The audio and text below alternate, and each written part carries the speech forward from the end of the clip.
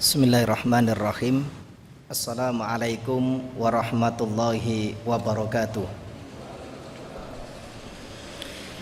Innal hamdalillah hamdan katsiran thayyiban mubarakan fi kama yuhibbu rabbuna wa yarda. Asyhadu an la ilaha illallah wahdahu la syarikalah wa asyhadu anna Muhammadan abduhu wa rasuluh. Allahumma salli wa sallim mabarik ala Muhammadin wa ala alihi wa sahbihi wa man tabi'ahum bi ihsanin ila yaumiddin. Qala Allah ta'ala fil Qur'anil Karim, ya ayyuhalladzina amanu taqullaha haqqa tuqatih wa la tamutunna illa wa antum muslimun. Ya ayyuhan nasu taqu rabbakumul ladzi khalaqakum min nafsin wahidah wa khalaqa minha zawjaha wa bassa minhuma rijalan katsiran wa nisaa'a wattaqullaha alladzi tasaaluna bihi wal arham innallaha kana 'alaikum raqiba. Ya ayyuhalladzina amanu taqullaha wa qulu qawlan sadida yuslih lakum a'malakum wa yaghfir lakum dhunubakum wa may yuti'illaha wa rasulahu faqad faza fawzan 'azima. Wa qala Rasulullah sallallahu alaihi wa ala alihi wasallam, fa inna asdaqal hadits kitabullah wa khairul hadi hadi Muhammadin sallallahu alaihi wasallam wa syarrul umuri muhdatsatuha wa kullu muhdatsatin bid'ah wa kullu bid'atin dhalalah wa kullu dhalalatin finnar. Ikhwan fillah azakumullah, Bapak Ibu hadirin jamaah yang dirahmati Allah Subhanahu wa taala. Syukur alhamdulillah, mari bersama-sama di malam yang berbahagia ini kita awali majelis yang insya Allah mubarakah ini dengan banyak mengucapkan syukur kehadrat Allah Subhanahu wa ta'ala, syukur atas nikmat, syukur atas karunia yang telah Allah Subhanahu wa ta'ala limpahkan kepada kita, yang dengan nikmat dan karunia itu alhamdulillah di malam yang berbahagia ini kita dimudahkan oleh Allah Subhanahu wa ta'ala bisa hadir berada dalam satu majelis, yaitu majelis ilmu. Mudah-mudahan keutamaan majelis ilmu senantiasa tercurahkan kepada kita yang berada di majelis ini, dan itu nanti menjadi salah satu ibadah yang sangat mulia di sisi Allah Subhanahu wa ta'ala. Amin. Salawat dan salam mari pula kita haturkan kepada Nabiullah Muhammad Rasulullah sallallahu alaihi wasallam, kepada keluarga beliau, sahabat-sahabat beliau dan umat beliau ila yaumil qiyamah. Ikhwan fillah azakumullah, Bapak Ibu hadirin jamaah yang dirahmati Allah Subhanahu wa taala, kita akan lanjutkan pembahasan kita di dalam kitab A'lamus Sunnah Al-Mansurah. Pembahasan terakhir sudah masuk pada perincian rukun iman yang keempat, yaitu iman kepada Rasul-Rasul Allah Subhanahu wa ta'ala. Terakhir pembahasan kita sudah membahas tentang makna iman kepada para Rasul. Maka malam hari ini dilanjutkan oleh Imam Al-Hakami di dalam kitab A'lamus Sunnah Al-Mansurah.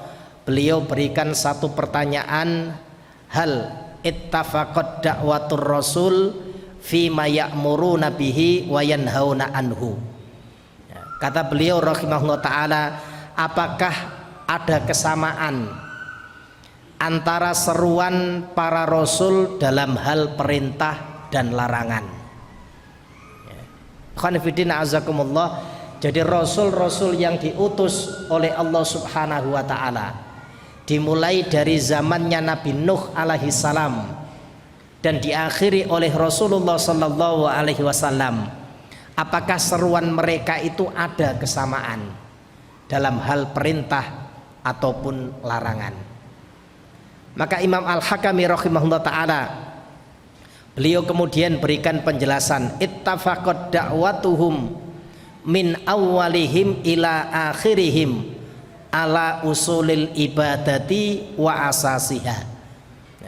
Dakwah para rasul mulai yang pertama hingga yang akhir dalam hal usul, dalam hal pokok ibadah mereka memiliki kesamaan. Apa itu usul dalam ibadah atau pokok ibadah? Wa huwa at-tauhid, yaitu tauhid. Kata beliau bi ayyuf radullah yufridullah ta'ala bi jami'i anwa'il ibadati, yakni mengesahkan Allah subhanahu wa ta'ala dalam seluruh ibadah. Jadi kalau dalam hal usul, dalam hal yang pokok jamaah sekalian, maka dakwanya para nabi semuanya sama. Dimulai dari Nabi Nuh alaihissalam sampai ditutupnya Nabi penutup atau Rasul penutup, yaitu Rasulullah Sallallahu Alaihi Wasallam. Ya, itu sama. Ya. Akan tetapi dalam hal furu', dalam hal melaksanakan kewajiban syariat, ya, maka sebagian ada yang diwajibkan, tapi pada sebagian yang lain belum. Artinya ada perbedaan dalam masalah furu'. Saya ambilkan contoh jamaah sekalian. Beberapa hal yang sama jelas, ya, karena terkait dengan masalah akidah. Nabi Nuh alaihissalam menyeru kaumnya, mengajak kaumnya untuk menyembah hanya kepada Allah subhanahu wa ta'ala. Begitu pula kalau kita melihat Rasul sallallahu alaihi wasallam juga demikian. Nah, tapi ada perbedaan pada nabi-nabi yang lain, ya, dalam hal masalah furu', ya, masalah kewajiban melaksanakan syariat. Ambil contoh di zaman Nabi Yakub alaihissalam, ya, syariatnya Nabiullah Yakub alaihissalam, ya, boleh seorang laki-laki itu menikahi seorang wanita bersaudara dalam satu pernikahan. Ya. Mana yang menunjukkan bukti itu boleh? Nabi Nuh alaihissalam itu menikahi dua wanita bersaudara. Istrinya Nabi Nuh alaihissalam, istrinya Nabi Yakub alaihissalam disebutkan oleh Imam Ibnu Katsir dua wanita dari kalangan merdeka dan dua wanita dari kalangan budak. Dua wanita dari kalangan merdeka ini adalah wanita bersaudara, yang salah satunya adalah ibunya Nabiullah Yusuf alaihissalam. Ya. Tetapi risalah itu di zaman Rasulullah Sallallahu Alaihi Wasallam tidak diperbolehkan.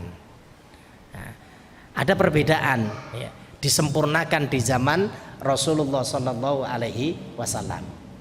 Ya. Pak, bagaimana dengan Utsman bin Affan yang menikahi dua putrinya Rasulullah Sallallahu Alaihi Wasallam? Memang Utsman menikahi putrinya Rasul, tetapi tidak dalam satu masa pernikahan. Jadi Rasul memiliki seorang putri dinikahkan dengan Utsman. Ketika putri beliau meninggal, kemudian putri yang lain dinikahkan dengan Utsman. Tidak dalam satu pernikahan. Tapi risalah Nabi terdahulu ada yang kemudian menjadi risalahnya Rasulullah SAW. Ambil contoh di zaman Nabiullah Ibrahim.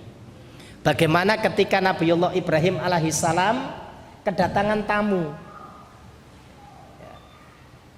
Jadi di zaman itu Ibrahim itu sudah dikenal. Kalau ada orang yang melakukan perjalanan jauh, melakukan safar, ya, manusia itu mengenal mereka itu biasanya mampir di rumahnya Nabiullah Ibrahim. Tatkala Ibrahim kedatangan tamu tersebut, kemudian Ibrahim alaihissalam, ya, saat tamunya mengucapkan salam dijawab dengan salam yang lebih baik. Ya, jadi kalau tamunya mengucapkan salaman, maka dijawab oleh Nabiullah Ibrahim salamun. Ya, itu kata para ulama balaghah, jawaban Nabiullah Ibrahim alaihissalam yang lamnya menunjukkan rofa, itu lebih bagus dibandingkan ucapan tamu-tamu beliau. Dan itu menjadi risalahnya Rasulullah. Kalau kita mengucapkan salam kepada saudara kita, maka yang menjawab salam hendaknya memberikan jawaban yang lebih baik. Nah, pada saat tamu itu berada di dalam rumahnya Nabiullah Ibrahim alaihissalam, bagaimana Ibrahim menerima tamu? Beliau memuliakan tamu. Apa bentuk pemuliaan tamunya? Ketika tamu itu sudah masuk ke rumah beliau, disebutkan oleh Imam Ibnu Qayyim, tamu itu diajak dialog oleh Nabiullah Ibrahim sampai mereka itu nyaman berada di situ. Sesudah itu beliau tinggalkan tamu itu untuk mengambil makanan. Beliau tanya kepada keluarga beliau, adakah makanan yang bisa dihidangkan? Rupanya di rumah Nabiullah Ibrahim alaihissalam itu sudah tersedia, sudah ada daging kambing, paha kambing disuguhkan kepada tamu beliau. Maka itu menjadi risalahnya Rasulullah SAW. Man kana yu'minu billahi wal yaumil akhir fal yukrim doifahu. Barang siapa yang beriman kepada Allah dan beriman kepada hari akhir, hendaknya dia muliakan tamu. Nabiullah Ibrahim melakukan hal itu. Tapi yang menarik jamaah sekalian, kata Imam Ibnu Qayyim, di rumah Nabiullah Ibrahim alaihissalam itu sudah tersedia makanan. Nah, seharusnya kita di rumah kita itu juga harus sudah tersedia makanan. Ya, entah makanannya itu hanya sedikit atau banyak, itu sudah ada, sehingga ketika ada tamu bisa disuguhkan. Dan itu yang dilakukan oleh Ibrahim alaihissalam. Maka ketika disuguhkan tamu itu, tamu-tamu tersebut kemudian mengatakan, kami tidak makan makanan seperti yang kalian makan. Al-Quran menyebutkan itu yang kemudian menyebabkan pada diri Ibrahim alaihissalam ada rasa takut. Karena mereka disuguhkan makanan, mereka tidak mau makan. Akhirnya mereka bertiga menyebutkan kalau mereka itu adalah utusan-utusan Allah Azza wa Jalla yang diutus oleh Allah kepada kaumnya Nabi Lut alaihissalam. Mereka diperintahkan untuk menurunkan azab kepada kaumnya Nabi Lut. Yang kita tahu kaumnya Nabi Lut, ya, mereka memiliki atau melakukan satu kedurhakaan berupa homoseksual, ya. Laki-laki suka dengan laki-laki. Nah, itu cikal bakalnya azab Allah Subhanahu wa taala diturunkan kepada umat manusia. Nah, ini jamaah sekalian. Jadi kalau dalam hal usul, dalam masalah pokok, seluruh para nabi dan para rasul semuanya sama. Hatta Nabiullah Isa alaihissalam juga menyatakan demikian. Risalahnya Nabi Isa tidak memerintahkan kepada kaumnya untuk menyembah Isa, tidak.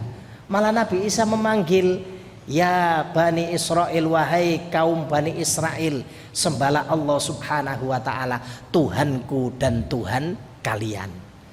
Nah, tetapi ternyata kemudian kaum Bani Israel justru menjadikan Nabiullah Isa alaihissalam sebagai Tuhan, sebagai tandingan untuk Allah Subhanahu wa ta'ala. Ini poin pertama jemaah sekalian yang disebutkan oleh Imam Al-Hakami rahimahullah ta'ala.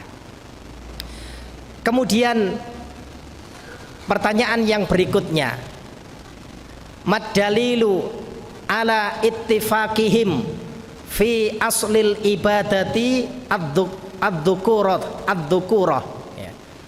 Mana dalil yang menyebutkan bahwasannya dakwah para rasul dalam usul itu semuanya sama? Maka Imam Al-Hakami rahimahullah ta'ala kemudian menukil firman Allah Subhanahu wa ta'ala di dalam surat An-Nahl, surat yang ke-6 36. Allah Subhanahu wa ta'ala berfirman, walaqad ba'asna fi kulli ummatin rasulan ani'budullaha wajtanibut taghut. Kata Allah Subhanahu wa taala, dan sungguh kami telah mengutus pada setiap umat, masing-masing umat ya, rasulan, yaitu rasul. Apa tugas mereka? Ani'budullaha wajtanibut tauhid. Dakwahnya sama, ikhwan fillah azakumullah. Sembahlah Allah dan jauhi tauhid, jauhi sesembahan selain Allah Subhanahu wa taala. Nabi Nuh alaihi salam menyeru demikian, Nabi Soleh menyeru demikian, Nabi Musa menyeru demikian, ngajak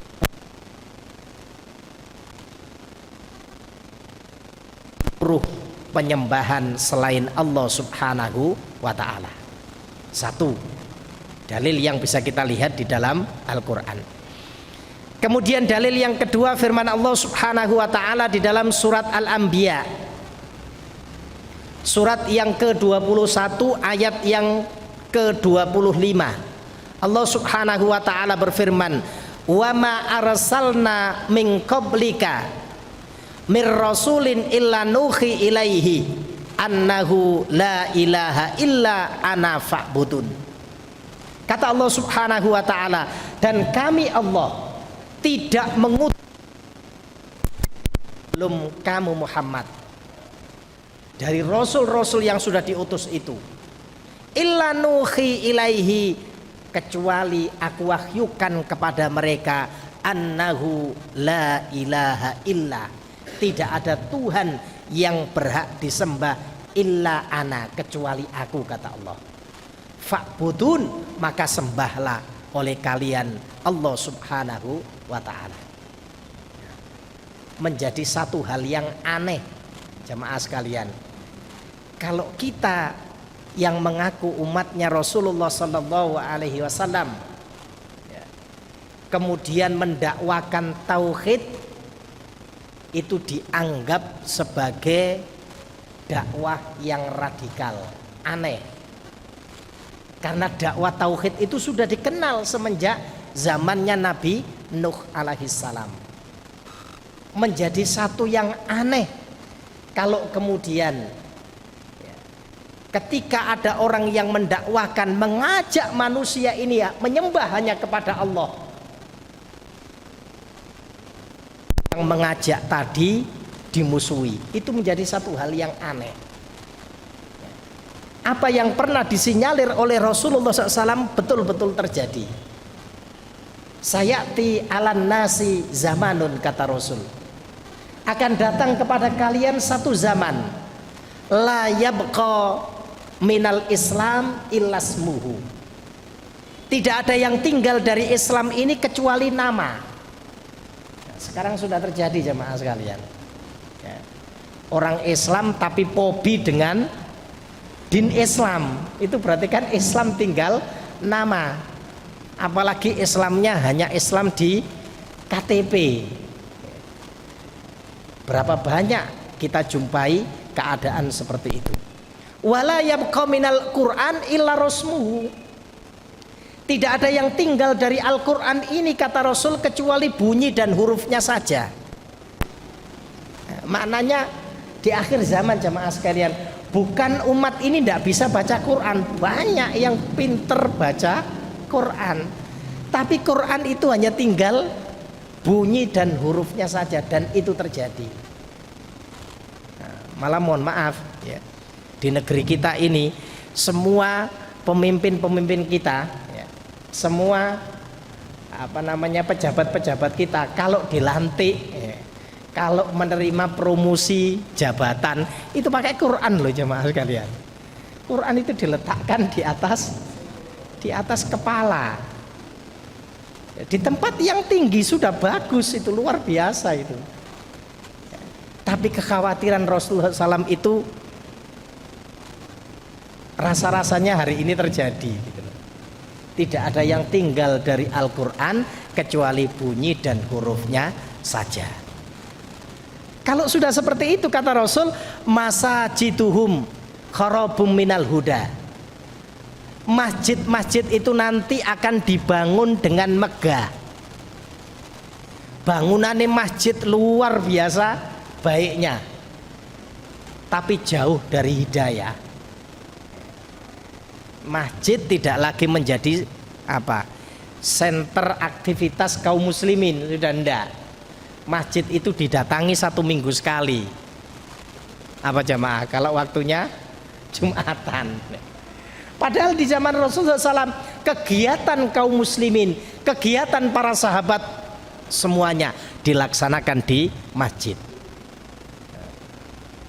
Dan hari ini terjadi, Masya Allah, kalau kita melakukan perjalanan, ya, katakan ke Surabaya saja jamaah sekalian, kita akan dapati masjid-masjid itu dibangun dengan megah. Ya. Malah sekarang yang terjadi kenyataannya, ya, rupanya sekarang banyak masjid-masjid itu yang halamannya dipakai untuk terima parkiran. Jadi kalau ada yang, mohon maaf, yang mampir ke masjid itu nanti kena tarif, kena tarian. Masya Allah, luar biasa. Padahal masjid ini adalah tempat yang mulia. Ya. Kalau kita mau meniru apa namanya ala Saudi, sebetulnya nggak layak sebetulnya kalau di kamar mandi masjid itu ditulisi mohon diisi 2.000 rupiah, kalau kencing 2.000.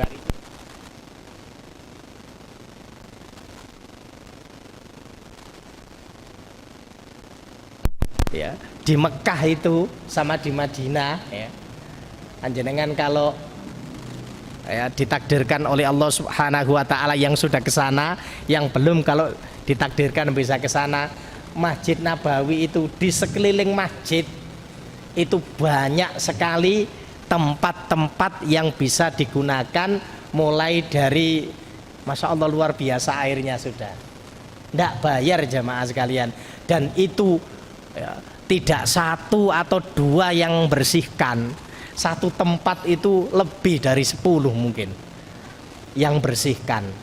Ya. Turun ke bawah itu milih, ya, mau pakai tangga biasa atau mau pakai eskalator. Kalau gini sini kan eskalator apa lift gitu itu namanya jemaah sekalian. Yang tangga berjalan itu eskalator, ya. Kalau di sini eskalator adanya di mall. Kalau mau ke Sunrise, ya, lantai 2 ada eskalatornya. Kalau di Saudi, kalau di Medina, eskalator itu ada pada kamar kecil. Jadi orang mau kencing, mau apa namanya buang hajat, mau wudhu di situ, itu ada eskalatornya. Masya Allah luar biasa. Masajiduhum kharabum minal huda.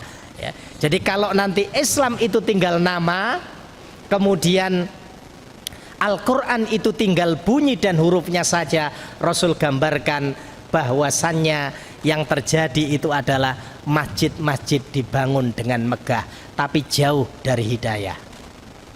Lah kalau sudah seperti itu, ulama uhum tahta min adimis sama, ulama-ulamanya, mubalek-mubaleknya itu orang yang paling jelek di bawah kolong langit. Ya. Man indahul fitnah, ya, yang datang dari ulama itu justru fitnah. Wafihim ta'udu, maka fitnah itu kembali kepada mereka dan kembali kepada umat. Nah, apa yang digambarkan Rasul itu betul-betul terjadi jamaah sekalian. Ya. Ya masih banyak memang ulama yang lurus, tetapi apa yang digambarkan oleh Rasul itu menjadi satu kenyataan yang betul-betul kita harus berhati-hati. Nah, ini jadi sungguh ironi ketika para nabi dan para rasul diperintahkan oleh Allah Subhanahu wa taala untuk menyampaikan dakwah tauhid, mulai dari zamannya Nabi Nuh sampai diakhiri Rasulullah SAW mendakwakan dakwah tauhid. Dalam hal usul mereka sama, ya. Tapi di zaman kita ketika ada yang mendakwakan tauhid itu dianggap sebagai dakwah yang yang radikal, padahal tidak ada yang radikal jemaah sekalian. Wong bunyinya tauhid itu cuma begini loh jemaah sekalian. La ilaha illallah, tidak ada Tuhan yang berhak disembah kecuali Allah. Panjenengan nyembah Allah, selesai sudah. Mau muamalah dengan siapapun tidak ada problem di dalam syariat ini. Nah, itu dalil-dalil yang disebutkan secara global. Adapun dalil yang secara terperinci, ya, yang disebutkan oleh Allah Subhanahu wa taala di dalam Al-Qur'an tentang para nabi dan para rasul yang diutus, ya. Di antaranya disebutkan firman Allah Subhanahu wa taala di dalam surat Al-A'raf, surat yang ke-7 ayat 59. Allah Subhanahu wa taala menceritakan dakwanya Nabi Nuh. Apa kata Allah? Laqad arsalna Nuhan ila qaumihi. Sungguh telah kami utus, ya. Siapa yang diutus? Nuh ila qaumihi. Faqala, maka Nabi Nuh berkata, ya qaumi budullaha malakum min ilahin ghairu. Sembahlah oleh kalian Allah Subhanahu wa taala. Tidak ada Tuhan selain Allah. Tidak ada Tuhan yang berhak disembah selain Allah. Tidak ada yang berhak disembah. Yang berhak disembah itu hanya Allah Subhanahu wa ta'ala. Ini Nabi Nuh. Kalau tadi dalilnya secara global menyebutkan demikian, sekarang Al-Quran merinci satu persatu. Kemudian disebutkan oleh Allah dalam surat Al-A'raf ayat 73, dakwanya Nabi Soleh kepada kaum Tsamud. Apa kata Allah Subhanahu wa taala? Wa ila Tsamuda akhahum Shalihah. Ya. Dan kepada kaum Tsamud Allah Subhanahu wa taala utus saudara mereka. Siapa? Nabiullah Soleh alaihi salam. Apa dakwanya Nabi Soleh? Qala, Nabi Soleh berkata, ya qaumi budullaha malakum min ilahin. Kata Nabi Soleh, wahai kaumku, sembahlah oleh kalian Allah Subhanahu wa ta'ala. Tidak ada ilah yang lain yang berhak disembah kecuali Allah Subhanahu wa ta'ala. Sama jemaah sekalian, disebutkan pun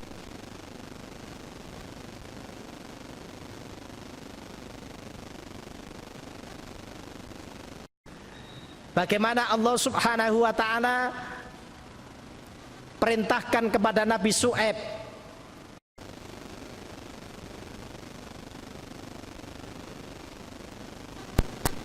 negeri Madyan, wa ila Madyana akhahum Syu'aiba, dan diutus kepada kaum Madyan, yaitu saudara mereka Syu'aib alaihi salam. Qala, Nabi Syu'aib berkata, ya qaumi budullaha malakum min ilahin ghairu. Sama jemaah sekalian. Tadi Nabi Nuh seperti ini, Nabi Soleh seperti ini, Nabi Syu'aib seperti ini, sama. Apalagi Nabiullah Ibrahim. Wong Nabi Ibrahim terkenal dengan bapaknya para nabi, pengibar panji agama Hanif, agama tauhid. Itu Nabiullah Ibrahim alaihissalam. Bagaimana dengan Nabi Isa? Ya, langsung saya lompat kepada Nabiullah Isa alaihissalam. Allah sebutkan di dalam surat Al-Maidah, surat yang kelima ayat 72. Nabiullah Isa alaihissalam berkata, wa qalal masihu ya bani Israel, dan berkata Al-Masih, yaitu Nabiullah Isa alaihissalam, ya Bani Israel, wahai Bani Israel, ubudullaha rabbi wa rabbakum. Sembahlah oleh kalian Tuhanku dan Tuhan kalian, yaitu Allah Subhanahu wa ta'ala. Innahu may yusyrik billah, sungguh barang siapa yang menyekutukan Allah Subhanahu wa ta'ala, menjadikan Allah Subhanahu wa ta'ala tandingan, faqad harramallahu alaihil jannah wa ma'wahun nar. Jadi Allah sebutkan, Allah haramkan atasnya surganya. Surga Allah diharamkan atas orang yang berbuat syirik. Wa ma'wahun nar, dan tempat kembalinya adalah neraka. Ya. Artinya jamaah sekalian, baik dalil secara global atau dalil secara terperinci, seluruh para nabi dan para rasul dakwah mereka sama. Jika demikian, kita sebagai umatnya Rasulullah SAW juga harus melakukan hal yang sama. Jangan sampai kemudian dakwah tauhid ini menjadi hilang, ya. Dakwah tauhid ini menjadi kabur. Apa yang didakwakan oleh para nabi dan para rasul paling tidak, ya, sekup terkecil dari kehidupan kita, diri kita dan keluarga kita hendaknya menjadikan Allah Subhanahu wa ta'ala sebagai zat yang diibadahi. Nah, ini jemaah sekalian poin yang kedua pada malam hari ini, ya, terkait dengan dalil yang disebutkan berkaitan dengan dakwah para nabi dan para rasul. Kemudian yang ketiga jemaah sekalian,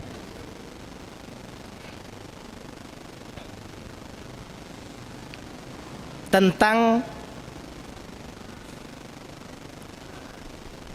perkara yang membedakan di antara para nabi dan para rasul dalam hal furu', ya. Jadi perbedaan syariat, ya, di antara para nabi dan para rasul minal halali wal haram, misalnya terhadap perkara yang halal dan haram. Tadi sudah saya berikan contoh tentang Nabiullah Yakub alaihissalam, ya. Memang dalam masalah furu' ada perbedaan, ada yang diwajibkan, ada yang belum, ada yang diperbolehkan, kemudian ada yang dilarang, ya. Saya ambilkan contoh lagi berkaitan dengan Nabi Yakub.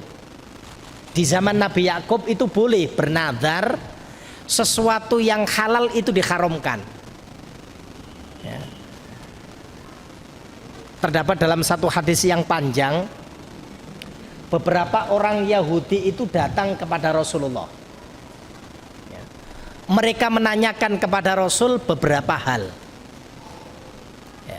Kata pemuka-pemuka Yahudi ini tadi, pertanyaan yang kami ajukan Muhammad itu hanya bisa dijawab oleh seorang nabi dan rasul.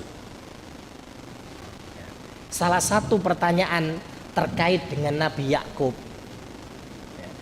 makanan apa yang diharamkan Yakub atas dirinya? Itu ditanyakan kepada Rasulullah. Maka Rasul berikan satu jawaban, ketahuilah oleh kalian, ya, sebelum Taurat diturunkan oleh Allah Subhanahu wa ta'ala kepada Musa, Israel atau Yakub itu pernah sakit keras, ya, dan waktunya lama. Kalau bahasa kita sakit tahunan, ya. Kemudian Nabiullah Yakub alaihissalam bernazar dengan satu nazar. Apa nazarnya? Kalau Allah Subhanahu wa ta'ala berikan kesembuhan dari sakitnya, maka Yakub akan mengharamkan makanan dan minuman yang dia sukai. Maka Rasul kemudian jelaskan, makanan yang disukai oleh Yakub adalah daging unta, dan minuman yang disukai oleh Yakub adalah susunya unta. Itu diharamkan oleh Nabiullah Yakub alaihissalam atas dirinya. Padahal perkara itu adalah perkara yang halal. Syariat di waktu itu boleh jemaah sekalian. Tapi ketika diutusnya Rasul SAW, ya, maka hal itu tidak diperbolehkan. Dihapus syariat itu. Buktinya mana kalau dihapus? Panjenengan bisa lihat ketika terjadi fitnah pada diri Aisyah radhiyallahu anha. Tatkala Rasulullah melakukan satu perjalanan, habis peperangan, salah seorang istri yang ikut adalah Aisyah radhiyallahu anha. Yang kata para ulama, Aisyah waktu itu tubuhnya masih ramping, sehingga ketika ditandu oleh para sahabat, ya, para sahabat tidak mengetahui apakah di dalamnya itu ada Aisyah atau tidak. karena tubuhnya masih enteng. Pada saat Rasul itu beristirahat sebelum memasuki kota Madinah, ya, rupanya Aisyah radhiyallahu anha ada hajat, kepingin buang hajat, maka beliau meninggalkan rombongan, menjauh dari manusia. Ya, selesai buang hajat jamaah sekalian, Aisyah kembali, ternyata di tiang Jawa niku digerayangi, kalungnya itu terjatuh, perhiasannya terjatuh. Merasa perhiasannya terjatuh, Aisyah kembali ke tempat itu lagi untuk mencari perhiasan yang jatuh tersebut. Kemudian Aisyah kembali ke tempat semula, ternyata Rasulullah SAW dengan para sahabat sudah melanjutkan perjalanan menuju kota Madinah. Aisyah sudah menduga, kata Aisyah, saya akan tetap tinggal di tempat ini, kalau Rasul nanti mencari diriku tidak ketemu, pasti kembali ke tempat ini. Maka Aisyah pun beristirahat di situ sampai ketiduran. Datanglah dua orang sahabat, salah satunya adalah sahabat Sofwan, yang melihat ada seorang yang tidur. Waktu itu ayat hijab belum turun, sehingga sahabat Sofwan tadi mengenali yang tidur itu adalah Aisyah radhiyallahu anha. Nah, jamaah sekalian, ketika terbangun dilihat ternyata itu istrinya Rasulullah. Oleh Sofwan kemudian Aisyah diperintahkan untuk menaiki kendaraan Sofwan yang jalan menuju ke kota Madinah. Tatkala memasuki kota Madinah, ini menjadi bahan bagi kaum munafik yang dikepalai oleh Abdullah bin Ubay bin Salul untuk memfitnah keluarga Rasulullah Sallallahu Alaihi Wasallam. Itu dijelaskan oleh Allah di dalam surat An-Nur mulai ayat yang ke-11. Bagaimana berita bohong itu menimpa Aisyah radhiyallahu anha. Maka jemaah sekalian, berita itu tersebar sampai ke penjuru kota Madinah. Bahkan Rasulullah SAW itu merasa berat dengan fitnah tersebut. Sampai Rasulullah itu enggan berbicara dengan Aisyah. Mengetahui sikap Rasulullah yang berubah, Aisyah minta izin kepada Rasulullah untuk diizinkan pulang ke rumah orang tuanya untuk tanya persoalan yang terjadi. Sampai di rumah orang tuanya tanya apa yang sedang terjadi, kok Rasulullah berubah. Maka ayah dan ibunya kemudian menceritakan terjadi berita yang menyesakkan, yang mengganggu Rasulullah Sallallahu Alaihi Wasallam.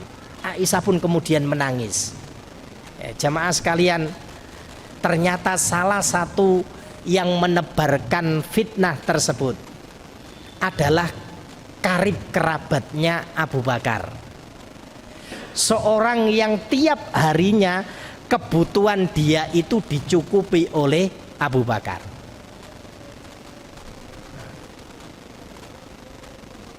Periode berikutnya turun ayat Al-Quran yang mensucikan Aisyah radhiyallahu anha. Bahwasanya Aisyah itu tidak melakukan kesalahan. Itu hanyalah berita yang dibawa oleh orang-orang munafik. Maka Abu Bakar itu jengkel kepada kerabat beliau yang menebarkan fitnah itu. Setiap hari kebutuhannya dipenuhi oleh Abu Bakar, tapi ternyata dia yang menjadi penyebar gosip. Apa kata Abu Bakar? Demi Allah, akan aku hentikan bantuanku sejak saat ini. Turun ayat Al-Quran yang melarang sikapnya Abu Bakar tersebut. Ini yang menjadi dalil. Jadi walaupun antum itu nanti bernadar, itu tidak boleh sesuatu yang halal, sesuatu yang baik kemudian panjenengan nadarkan menjadi hal yang haram atau yang tidak baik, tidak boleh. Berbeda dengan risalahnya Nabiullah Yakub alaihissalam. Nabi Yakub mengharamkan sesuatu yang dihalalkan oleh Allah, karena risalah di waktu itu demikian. tapi risalahnya Rasulullah SAW dihapus perkara tersebut.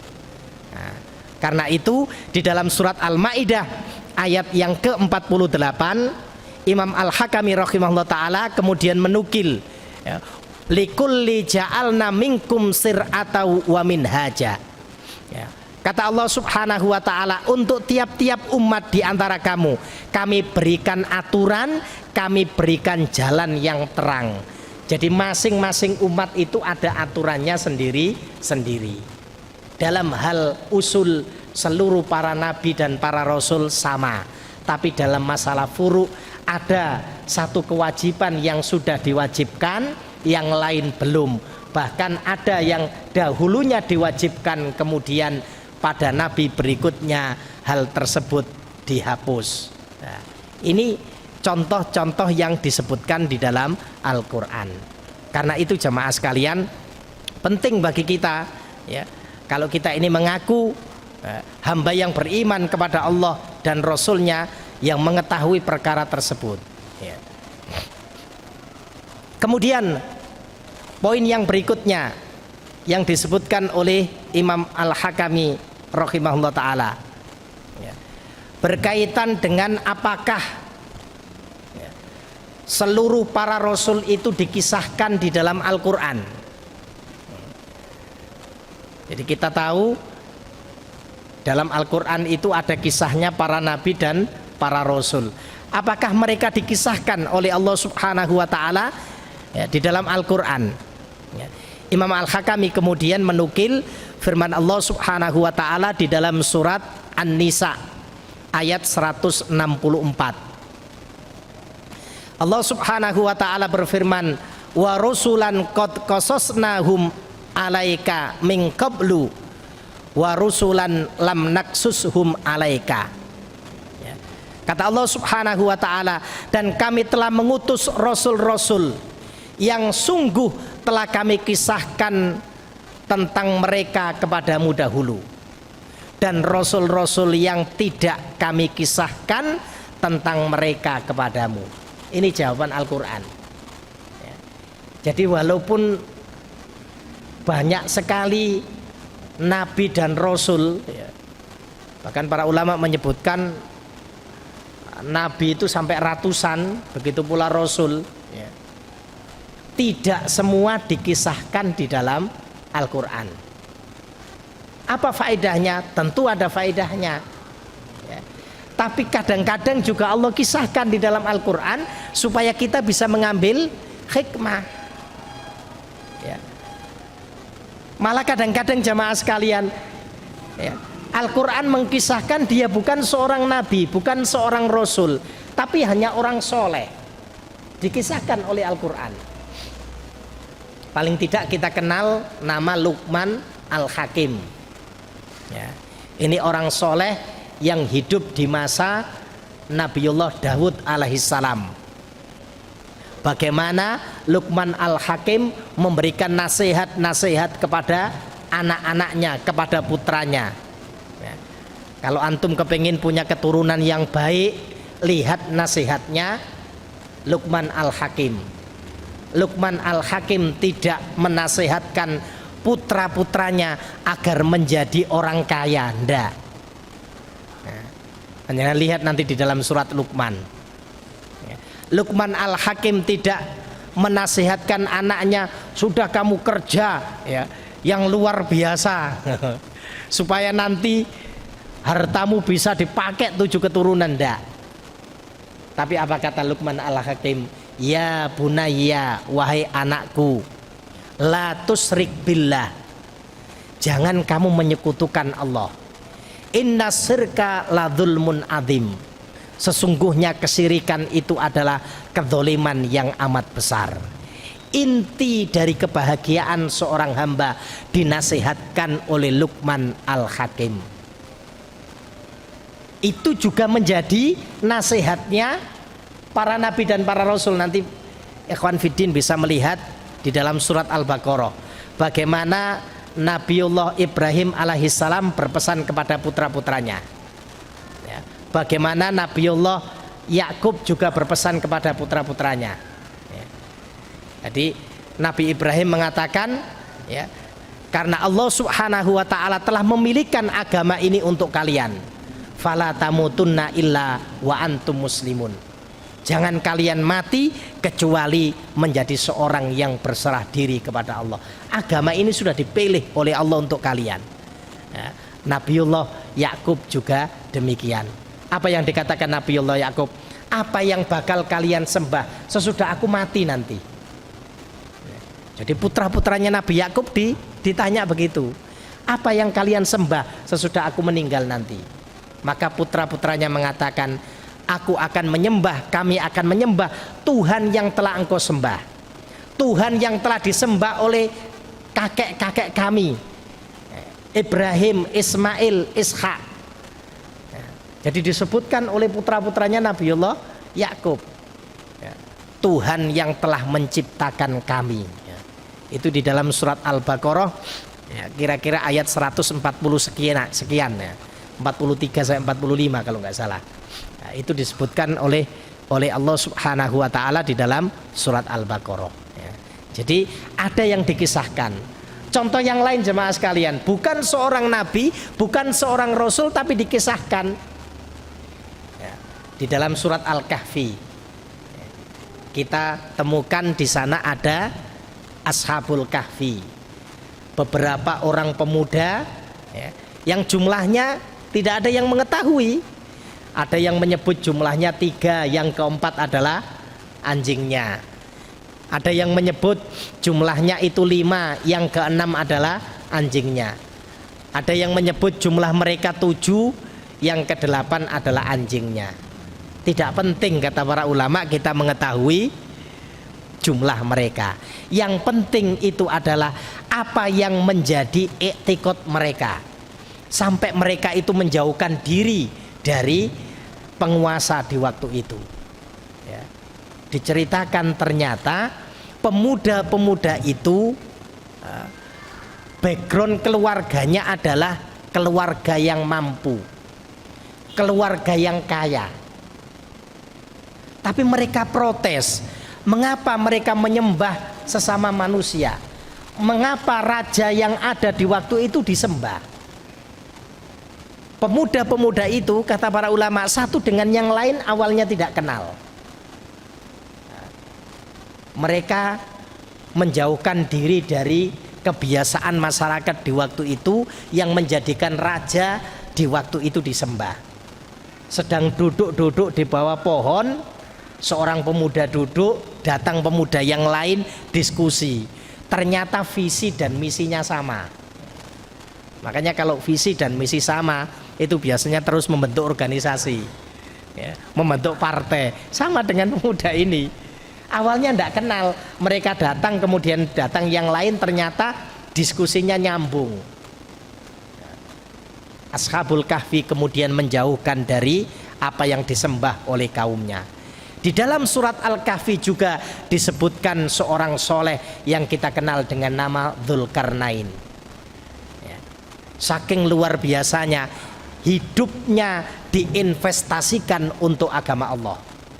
Bumi belahan barat sampai bumi belahan timur telah dia jelajahi dalam rangka untuk menyebarkan agama Allah Subhanahu wa ta'ala. Nah, ini jemaah sekalian, hikmahnya sangat banyak tentunya. Nah, kiranya itu fadol kalau mau diadzani terlebih dahulu, nanti kita lanjutkan ba'dal adzan. Atau Allah Subhanahu wa ta'ala menghikmahkan sebagian khusus kepada kita dan tidak mengkisahkan sebagian yang lain. Imam Al-Hakami kemudian melanjutkan setelah menyebutkan itu, beliau rahimahullah ta'ala berikan satu pertanyaan, berapa jumlah Rasul yang disebutkan di dalam Al-Quran? Kita biasanya mengetahuinya, kita sebut 2. Jadi, beliau berikan jawaban jumlah Rasul yang disebutkan di dalam Al-Quran. Di antara mereka ada Nuh alaihissalam, ada Nabiullah Idris alaihi salam. Yang Nabi Idris ini wafatnya tidak di bumi, tapi diangkat oleh Allah Subhanahu wa taala di sisihnya. Ada Nabi Hud alaihi salam, ada Nabiullah Soleh alaihi salam, ada Nabiullah Ibrahim alaihi salam, ada Nabiullah Ismail alaihi salam, ada Nabiullah Ishak alaihi salam, ada Nabiullah Yakub, sampai yang paling akhir adalah Muhammad sallallahu alaihi wasallam. Itu nama-nama nabi dan rasul yang disebutkan kok kayak dongeng. Al-Quran bukan dongeng jamaah sekalian. Ini bedanya Al-Quran dengan kitab-kitab yang lain. Al-Quran itu adalah kalam Allah. Meskipun kita sudah mengenal nabi-nabi tersebut, rasul, tidak pernah ada yang namanya bosan. Berbeda dengan berita di dalam koran atau televisi. Misalnya berita tentang politik gitu. Hari ini disiarkan di TV ini, nanti berapa jam kemudian disiarkan di TV yang berbeda. Genep 3 televisi kita mendengarkan, pasti ucapan kita berita lho kok podo kabeh, pancet. Ada berita gempa misalnya, di daerah mana terjadi gempa ya, sampai kemudian dikabarkan berpotensi tsunami misalnya, disebutkan oleh media ini, genep 3 media, pasti kita mengatakan berita lho podo kabeh. Tapi hal itu tidak pernah kita ucapkan pada saat kita membaca Al-Quran. Kalau kita mau membaca surat di dalam Al-Quran, surat Hud, hampir semua surat Hud itu berbicara tentang kisahnya para nabi dan para rasul. Bagaimana Allah mengadab kaumnya Nabi Lut misalnya, di dalam surat Hud ayat yang ke-82. Walamma ja'ahum aliyaha safilaha. Walamma ja'ahum, tatkala datang kepada mereka, yaitu azab kami, maka kami ubah, kami balik bumi yang mereka injak itu menjadi di bawah, yang di bawah jadi di atas. Wa amtorna 'alaiha hijaratan min sijilin mandudin, dan kami hujani mereka dengan batu secara bertubi-tubi. Musawwamatan inda rabbik, batu itu bertuliskan nama-nama mereka. Itu Allah sebutkan di dalam surat Hud. Tapi kalimat tersebut jamaah sekalian diulang kembali oleh Allah Subhanahu wa taala dengan redaksi yang hampir mirip di dalam surat Al-Anbiya. Pasti panjenengan dapati surat Al-Anbiya itu hampir semuanya juga bercerita tentang para nabi dan para rasul. Dan surat-surat yang lain yang kabarnya itu sama, tapi kita tidak pernah merasa bosan. Apalagi kalau kita membaca surat Ar-Rahman, kalimat fabi ayyi ala rabbikum atukadzibun, itu kadziban. Itu terus diulang mulai dari ayat yang ke berapa itu? Ayat yang ke-7 atau ke-9 nih. Fabi ayyi ala rabbikum atukadzibun. Terus diulang. Kita tidak pernah bosan. Ini jadi bagaimana kabar yang Allah Subhanahu wa taala sebutkan di dalam Al-Qur'an ternyata tidak menyebabkan kita ini bosan karena hal tersebut. Tetap ada hikmah yang luar biasa. Bahkan ketika kita membacanya, kalau kita baca satu huruf itu satu kebaikan. Nah, kalau kita baca surat Yasin, jangan alergi dengan surat Yasin loh jemaah sekalian. Surat Yasin itu ada kurang lebih 83 ayat apa 84 ya. Itu antum baca, itu berapa huruf itu? Nah kalau itu ada 10.000 huruf, ya antum mendapatkan kebaikan sebanyak 10.000, luar biasa.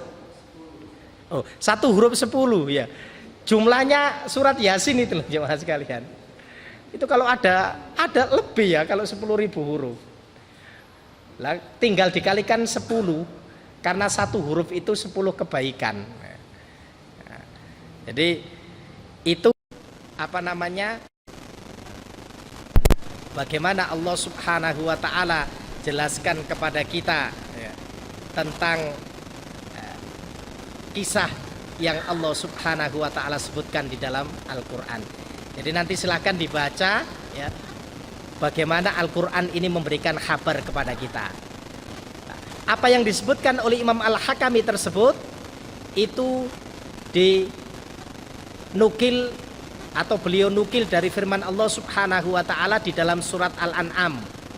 Surat yang ke-6 ayat 83 sampai 86. Allah sebutkan satu persatu nama-nama nabi tersebut. Allah Subhanahu wa taala berfirman, "Wa tilka hujjatuna atainaha Ibrahima ala qaumi." Dan itulah hujjah yang kami berikan kepada Ibrahim untuk menghadapi kaumnya. Narfa'u darajatim man nasha. Kami tinggikan siapa yang kami kehendaki beberapa derajat. Inna rabbaka hakimun alim. Sesungguhnya Tuhanmu adalah zat yang maha bijaksana lagi maha mengetahui. Ayat yang ke-83 Allah sebutkan nama Ibrahim. Wa wahabna lahu ishaqa wa yaquba. Dan kami anugerahkan kepada Ishak dan Yakub. Allah sebutkan nama Ishak, Allah sebutkan nama Yakub. Nabi Ibrahim punya anak Nabi Ishak, Nabi Ishak punya anak Nabi Yakub. Apa kata Allah Subhanahu wa taala? Kullan hadaina. Ya. Kata Allah, kepada keduanya masing-masing telah kami beri petunjuk. Ayat 84 menyebutkan tentang apa namanya? Penyebutan Nabi Ishak dan Nabi Yakub.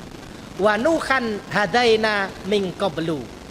Kata Allah Subhanahu wa taala, dan kepada Nuh sebelum itu juga kami telah beri petunjuk. Berarti sebelum Nabi Yakub dan Nabi Ishak dan Nabi Yakub ada Nabi Nuh. Disebutkan secara terperinci oleh Allah Subhanahu wa taala di dalam surat Al-An'am mulai 83 sampai 86. Kemudian dilanjutkan oleh Allah Subhanahu wa taala, wa min dzurriyyatihi Dawuda wa Sulaimana wa Ayyuba wa Yusufa wa Musa wa Harun. Kata Allah Subhanahu wa taala, kepada sebagian dari keturunannya, yaitu keturunan Nuh. Kenapa disebut keturunan Nuh? Karena manusia oleh Allah Subhanahu wa taala peradabannya sudah dihilangkan ketika banjir itu didatangkan pada zaman Nabi Nuh. Seolah-olah kehidupan manusia sudah habis. Yang ada tinggal manusia yang mengikuti Nabi Nuh di waktu itu. Siapa mereka? Ada Dawud, ada Sulaiman, ada Ayub, ada Yusuf, ada Musa, dan ada Harun, dan seterusnya jemaah sekalian. Disebutkan secara terperinci oleh Allah Subhanahu wa taala nama-nama mereka. Tapi kita tidak pernah bosan untuk membaca Al-Qur'an. Ustaz kok bosan? Wong ngapalkan aja ndak hafal-hafal. Gitu. Iya. Al-Qur'an itu ya, kalau Rasul menyebutkan mudah untuk dibaca, mudah untuk dihafalkan, ya, dilafadzkan, tapi ilangnya yo cepet. Menjaga bacaan Quran itu beratnya bukan main jemaah sekalian. Nah, kalau kita membaca Al-Quran itu menjadi kebiasaan kita. Kalau kita mau tahu di mana derajat kita, ya di ayat terakhir yang kita baca itulah derajat kita. Semakin tinggi bacaan kita, semakin tinggi pula derajat kita di hadapan Allah Subhanahu wa taala. Maka jadikan ikhwan fillah azakumullah, bacaan Al-Qur'an itu menjadi kebiasaan dalam kehidupan kita. terakhir jamaah sekalian, terkait dengan poin-poin yang membicarakan tentang iman kepada para rasul. Manhum ulul azmi minar rusul. Siapa di antara mereka para rasul itu yang disebut dengan ulul azmi? Jadi ada pertanyaan seperti ini. Ini padahal pelajaran kita waktu di SD. Nabi yang dikenal dengan ulul azmi yang mendapatkan gelar itu ada 5. Kata Al-Quran disebutkan ada 5 Nabi yang mendapatkan predikat ulul azmi. Itu terletak di 2 tempat di dalam Al-Quran. Tempat yang pertama surat Al-Ahzab, surat 33, ayatnya ayat yang ke-7.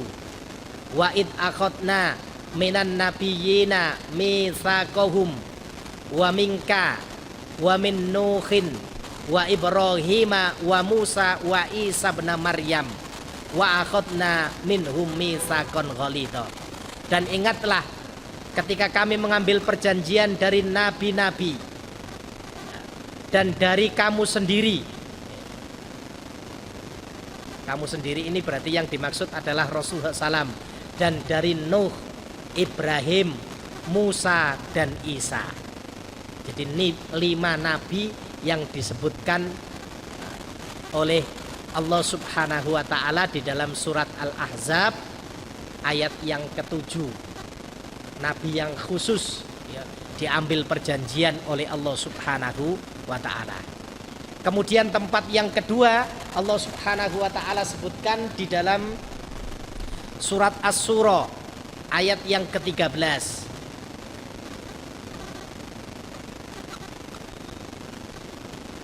Allah Subhanahu wa ta'ala berfirman, "Sara'alakum minad dini ma wassa bihi," dan telah mensyariatkan bagi kamu tentang agama apa yang telah diwasiatkan Nuhan kepada Nuh, walladzi auhayna ilaika, dan apa yang telah kami wahyukan kepadamu Muhammad. Ada Nabi Nuh, ada Rasulullah sallallahu alaihi wasallam. Wa ma wassayna bihi Ibrahima wa Musa wa Isa, dan apa yang telah kami wasiatkan kepada Ibrahim, Musa dan Isa. Berarti ada 5 nabi jamaah sekalian yang dikhususkan oleh Al-Quran. Meskipun kita tidak boleh membeda-bedakan antara nabi satu dengan nabi yang lain, tapi kalau menyebut mukjizat yang Allah berikan kepada mereka, maka tidak ada larangan di dalam agama ini. Ikhwan fillah azakumullah, mudah-mudahan beberapa hal terkait dengan penjelasan atas perincian iman yang keempat, yaitu beriman kepada para rasul. Kita oleh Allah Subhanahu wa ta'ala dijadikan sebagai hamba yang selalu memegang keimanan tersebut. Tidak ada yang bisa untuk menerima kabar-kabar yang Allah Subhanahu wa ta'ala dan Rasul sebutkan kecuali hanya iman. Mereka yang punya iman yang bisa menerima kabar tersebut. Dan semakin kita yakin terhadap apa yang Allah kabarkan, apa yang Rasulullah SAW kabarkan, maka semakin tinggi pula keimanan kita kepada Allah Subhanahu wa ta'ala. Demikian kiranya beberapa hal yang bisa kita sampaikan, kurang lebihnya mohon maaf. Kita tutup dengan doa kafaratul majlis. Subhanaka Allahumma wa bihamdika asyhadu an la ilaha illa anta astaghfiruka wa atubu ilaik. Wa akhiru da'wana anil hamdulillahi rabbil alamin. Billahi taufiq wal hidayah. Assalamualaikum warahmatullahi wabarakatuh.